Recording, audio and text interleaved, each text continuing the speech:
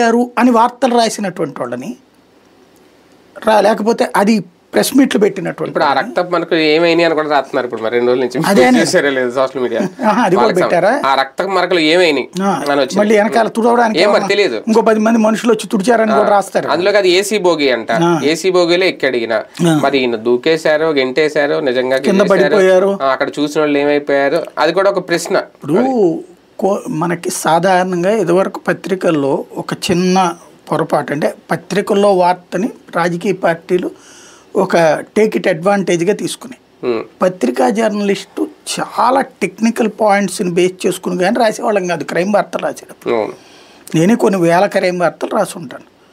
ఇప్పుడు ఒక రైల్లో నుంచి ఒక మనిషి ఎగిరి విపరీతంగా స్పీడ్గా దూకితే ఒక 10 అడుగులు 15 అడుగులు అవతల పడతాడు.